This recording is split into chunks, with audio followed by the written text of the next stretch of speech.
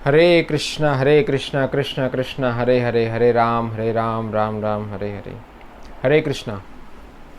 तो आज हम वाल्मीकिकृत रामायण से अयोध्या कांड के अंदर भगवान श्री रामचंद्र के भगवान होने के प्रमाण का एक प्रमाण देखेंगे। तो अयोध्या कांड के अंदर हम देखते हैं, वाल्मीकि रामायण के अंदर जब कैकेयी ने भगवान रामचंद्र को वनवास के लिए भेजा, उस समय हम देखते हैं कि भगवान रामचंद्र तैयार हो गए थे वनवास के लिए। और जब सुमंत्रा जो सारथी थे रथ के, तो वो जब भगवान रामचंद्र, सीता मैया और लक्ष्मण को लेकर जब प्रस्थान कर रहे थे अयोध्या से वन की तरफ, तब उस समय की जो स्थिति थी, जो अयोध्या की जो प्रजा थी, हाँ, वो सभी वहाँ पर रथ के आसपास इर्द गिर्द इकट्ठे हो गए थे। और वो रथ को आगे जाने नहीं दे रहे थे। भगवान रामचंद्र राज्य छोड़कर जाए, हाँ, वो उनको तनिक भी सहनीय नहीं था, क्योंकि सभी प्रजा भगवान रामचंद्र को बहुत ही स्नेह और प्रेम कर रही थी, और वो उनको छोड़कर जाए तो उनको पसंद था नहीं। तो वहाँ पर हम देखते हैं रथ के आसपास सभी ज्येष्ठ वरिष्ठ ब्राह्मण वो भी रथ के आसपास बाहर रथ के साथ साथ चल रहे थे, सभी प्रजाएं चल रही थी, है ना। तो ऐसा करते करते काफ़ी दूरी तक वो लोग ऐसे ही चलते चलते आ रहे थे। और जब संध्या काल हुई, रात्रि हुई, तो वहाँ पर उन्होंने विश्राम किया एक जगह पर। तो सभी अयोध्या के नागरिक, सभी लोग वहाँ पर जंगल में ही सो गए थे, ऐसे ही बिना सुविधा के, ऐसे ही सभी लोग रात्रि को विश्राम कर गए थे। तब भगवान रामचंद्र ने सोचा कि लक्ष्मण से कहा कि देखिए अयोध्या की प्रजा हमें कितना प्रेम और कितना स्नेह करती है, तो इसीलिए ये हमें वापस अयोध्या ले जाने के लिए ये हट कर रहे हैं और ये हमें जाने नहीं देंगे आगे, ऐसा है। तो भगवान रामचंद्र ने उनको उठने से पहले ही सुमंत्र को कहा कि तुम रथ को जाके उनको दिशाहीन, उसका जो निशान होता है रथ का, वो अलग अलग तरीके से वो घुमा के आ गए, और फिर प्रजा को पथभ्रष्ट करने के लिए। और फिर भगवान रामचंद्र, सीता मैया, लक्ष्मण और सुमंत और दूसरे रास्ते से जंगल की तरफ पलायन किया। तो सभी प्रजा जब उठी तब उन्होंने देखा तो बोले हमारे रामचंद्र कहाँ चले गए। बहुत ही विलाप कर रहे थे, बहुत ही दुखी हो रहे थे वो लोग, हाँ। बहुत ही ढूंढा भगवान रामचंद्र को यहाँ वहाँ, मगर वो जो रथ था उसके कुछ चिन्ह दिख रहे थे, उसके बाद आगे कोई चिन्ह दिखते नहीं थे, क्योंकि भगवान चाहते थे कि मेरा 14 साल जो वनवास है उस दरमियान पूरा जिस प्रकार वनवास का जो नियम होता है इस प्रकार मैं रहूं, और ये प्रजा हमारे पीछे पीछे क्यों परेशान हो, ऐसा। तो इसलिए वो उनको इस प्रकार पथभ्रष्ट करके चले गए आगे, ऐसा। तो जब वो आगे गए तो आगे एक निषाद राजा का राज्य आया, उसका नाम था गुह। तो वो गुह जो राजा थे वो नीच जाति के थे और भगवान रामचंद्र के बहुत बड़े भक्त थे, सोचिए। और जब वहाँ पर गए तो उन्होंने बहुत अच्छी तरीके से उनका स्वागत किया, एक राजा की तरह, और सभी राज्य के स्वामी वही है इस प्रकार। और भगवान रामचंद्र ने उनकी सभी सेवाएं स्वीकार की, उनको आलिंगन किया। वो निम्न जाति के थे, मगर भगवान रामचंद्र कभी कोई भेदभाव नहीं करते थे, इसलिए उनका आलिंगन किया और उनकी हर एक सेवा को स्वीकार किया। तो भगवान रामचंद्र फिर वहाँ से गुह के राज्य से आगे और गंगा नदी पार कर कर आगे जाना चाहते थे। तो सुमंत्र जो थे, सुमंत्र वहाँ पर ही रुक गए क्योंकि आगे नदी पार करके उनको आगे जाना था नाव में। तो सुमंत्र को कहा कि अभी तुम यहाँ से वापस अयोध्या जाओ। तो सुमंत्र जो थे सारथी, वो वहाँ पर ही रुक गए और भगवान रामचंद्र और लक्ष्मण और सीता मैया नाव के द्वारा गंगा पार करके आगे गए, पलायन किया ऐसा। तो जब वहाँ से वो लोग गंगा पार करके गए तो वहाँ पर भारद्वाज ऋषि का आश्रम आया और भारद्वाज ऋषि ने भगवान रामचंद्र को कहा कि पूरा 14 साल वनवास आप मेरे आश्रम में ही कीजिए ऐसा। तो भगवान ने कहा, भगवान रामचंद्र ने, कि ये अयोध्या से बहुत ही नज़दीक है और अगर मैं यहाँ 14 साल वनवास करूँगा तो लोग बार बार आके यहाँ पर मुझसे मिलने के लिए आते रहेंगे और फिर क्या होगा कि ये वनवास जैसा कुछ रहेगा नहीं, समझे। तो सुमंत्र जो थे, सुमंत्र भी भगवान रामचंद्र को छोड़ के नहीं जा रहे थे ऐसा कि मैं मर जाऊंगा, ऐसा है वैसा है।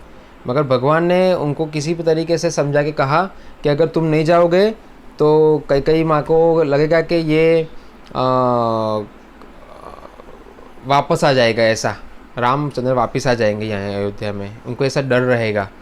तो इसलिए आप जाओ यहाँ से और उनको संभालो, वहाँ पर दशरथ राजा को संभालो, भरत को अपना जो भी कर्तव्य है पूरा करने के लिए प्रेरणा दो, ऐसा करके उनको वापस भेजा। तो जब भारद्वाज ऋषि ने कहा ऐसा, तब भगवान ने इस प्रकार कहा कि भाई सभी नज़दीक होगा तो सब लोग आ जाएंगे, इसलिए मुझे और गहराई वन में जाना पड़ेगा जहाँ पर जैसे पहले के जो ऋषि मुनि तपस्या करते थे इस प्रकार कठोर कठोर तपस्या ऐसा। तो भगवान रामचंद्र ने इस प्रकार कहा। तो भारद्वाज ऋषि ने कहा कि आप ऐसा हो तो चित्रकूट पर्वत के पास चले जाइए। चित्रकूट पर्वत के पास वहाँ पर काफ़ी यानी 60 किलोमीटर दूरी थी, भारद्वाज ऋषि के आश्रम से 60 किलोमीटर दूर था वो। तो वहाँ चले जाइए, वहाँ पर एक घना जंगल वगैरह और वहाँ पर आपको पर्याप्त मात्रा में कुछ फल फलादि और सब चीज़ें भी मिल जाएगी, वहाँ पर उपस्थित मिलेगी। तो इस प्रकार वो वहाँ पर गए चित्रकूट पर्वत के पास और वहाँ तक पहुँच गए। और फिर जो गुह जो निषाद राजा थे, उन्होंने अपने कुछ सैनिक भी भगवान रामचंद्र के पीछे निरीक्षण के लिए भेजा था कि जैसे वो अच्छे सुरक्षित स्थान पे पहुंच जाए तो वो वापस आ जाए। तो जैसे भगवान रामचंद्र चित्रकूट पर्वत के पास पहुंच गए तो वहाँ से वो लोग सब वापस आ गए। और जब वो वापस आए तब उन्होंने संदेश दिया राजा को, गुह को, कि भाई वो लोग अच्छी जगह चित्रकूट पर्वत के पास पहुंच गए हैं। और तब जो सुमंत्र थे, वो सुमंत्र वहाँ से रथ लेकर 2 दिन बाद अयोध्या पहुँच गए। और जब वो अयोध्या पहुँच रहे थे तब उन्होंने देखा अयोध्या पहुँचते समय कि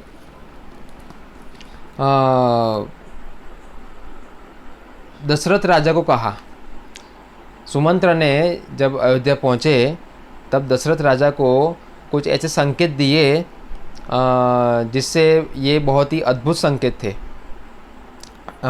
दशरथ महाराज ने जब पूछा सुमंत्र को, तब उन्होंने सब जो भी वहाँ पर भगवान रामचंद्र के साथ जो हुआ था, सीता मैया लक्ष्मण, तो वो सब उन्होंने वहाँ पर बताया। और जब बताया तब उन्होंने कहा कि जब मैं वापस आ रहा था तब जो रथ के जो घोड़े हैं, वो घोड़े के आंखों में भी आंसू आ गए थे, क्योंकि वो जब रथ चल रहा था घोड़े यहाँ वहाँ जा रहे थे, ऐसा पथभ्रष्ट हो रहे थे, यानी समझे ना, सीधे जो भागना चाहिए वो सीधे नहीं भाग रहे थे। तो सुमंत्र को हुआ कि रथ के घोड़े भी बहुत दुखी है भगवान रामचंद्र के वियोग में, तो वो भी रो रहे थे, तो आंसू के कारण उनको आगे दिख नहीं रहा था, इसलिए रथ यहाँ वहाँ जा रहा था। फिर उन्होंने कहा दशरथ राजा को कि हे महाराज, अयोध्या लौटने पर मैंने कौशल राज्य के सभी जड़ और चेतन प्राणियों को राम के वियोग के कारण दयनीय दशा में देखा। को भगवान रामचंद्र के वियोग में दुखी देखा। राम के वियोग की पीड़ा से वृक्ष, पुष्प एवं फल भी मुरझा गए थे।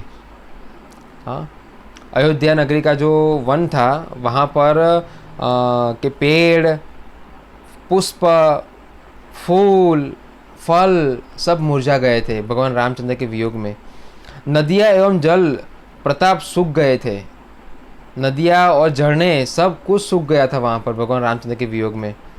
वन्य प्राणियों ने तो विचार करना भी छोड़ दिया है, नहीं विचरण करना छोड़ दिया है। विचरण यानी वो लोग घूम नहीं रहे थे, एक ही जगह बैठे रहते थे उदास होकर भगवान रामचंद्र के वियोग में। नहीं रेंगने वाले प्राणी भोजन की खोज कर रहे थे, जैसे सांप वगैरह, ये सब कोई जगह पर घूम नहीं रहे थे भोजन प्राप्त करने के लिए। सभी इतने दुखी हो गए थे, सोचिए। और जलाशयों में कमल के पुष्प एवं मछलियों का नाश हो गया था। जलाशयों के अंदर जो मछली होती है, कमल के पुष्प होते हैं, सब का नाश हो गया था। ऐसा आपके राज्य के नगरों के सभी उद्यान निर्जन हो गए थे एवं उनमें चहकने वाले पक्षी उड़ गए हैं। इस रथ को राम के बिना आते देखकर नागरिक शोक में मारे अचेत से हो गए थे। जब सुमंत्र रथ लेके आए तब सभी नगरवासियों ने देखा, तो सभी लोगों ने भगवान रामचंद्र को नहीं देखा वहाँ पर रथ में, तो सभी लोग और शोकाकुल हो गए थे। तो हम समझ सकते हैं कि किस प्रकार मनुष्य दुखी था, मगर वहाँ की हवा, पानी, पेड़, पुष्प, फल, जड़चर, खेचर, प्राणी, हाँ, सभी लोग भगवान रामचंद्र के वियोग में दुखी थे। सोचिए, यानी हम समझ सकते हैं कि भगवान रामचंद्र के अंदर केवल प्रेम है। काम, क्रोध, लोभ, मोह, मद, मत्सर्य, ये जो अनर्थ है भगवान के अंदर नहीं पाए जाते। भगवान के अंदर केवल प्रेम होता है, दया, करुणा होती है। वरना इतने सारे सृष्टि पूरी दुखी हो गई थी भगवान रामचंद्र के बिना। पूरी सृष्टि दुखी हो गई थी अयोध्या की। कैसे संभव हो सकता है? आज हम देखते हैं आज के समय के अंदर बहुत सारे ऐसे नेता हैं, तो क्या वो नेता के लिए प्रजा ऐसा करती है? कभी नहीं, क्योंकि उस नेताओं के अंदर सभी प्रकार के विकार, काम, क्रोध, मोह, लोभ, मद, मत्सर्य पाया जाता है। सभी दुर्गुण पाए जाते हैं, सभी अनर्थ पाए जाते हैं। हाँ, उनके अंदर दया नहीं, उनके अंदर स्वार्थ होता है। सोचिए, और वो तो राजा तो यहाँ के जो नेता है स्वयं और पशुओं का वध करने के लिए प्रेरणा देते हैं। कसाई खाने खुलते हैं, चल रहे हैं, गायों की हत्याएं हो रही है। हाँ, सैटेलाइट और इसके कारण बहुत सारे पक्षी मर रहे हैं। तो ऐसे तो जो नेता है उनके कारण तो सृष्टि और पीड़ित हो रही है। मगर जब रामचंद्र के बिना जब सृष्टि पीड़ित थी अयोध्या की, वो प्रेमवश थी, हिंसावश नहीं थी। समझे ना? तो हम समझ सकते हैं कि भगवान रामचंद्र स्वयं भगवान है। समझे, सामान्य मनुष्य नहीं है, वरना इतने लोग शोकाकुल क्यों होते? सोचिए, प्रजा इतनी पागल क्यों हो जाती?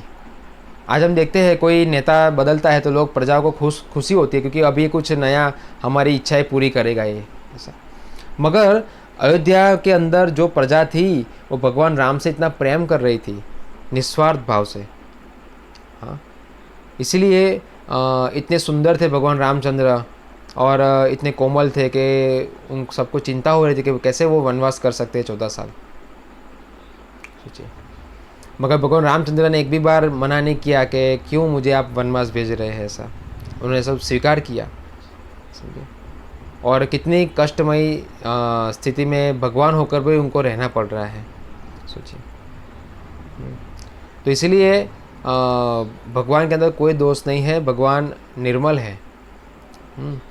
भगवान तो कोई प्रकार कोई दूषण भगवान के अंदर नहीं है, वरना इतने लोग, इतने जो पशु पक्षी सब इसे ऐसे प्रेम नहीं कर सकता कोई व्यक्ति को। ये तो महापुरुष या भगवान स्वयं हो सकते हैं, तभी लोग इस प्रकार उनसे व्यवहार कर सकते हैं। तो ये एक छोटा सा एक उदाहरण था भगवान रामचंद्र के भगवान होने का प्रमाण। हम और कल भी और देखेंगे। हाँ, तो आज हम यहाँ पर ही इसको विराम करते हैं। हरे कृष्णा। भगवान श्री रामचंद्र की जय। हरे कृष्ण।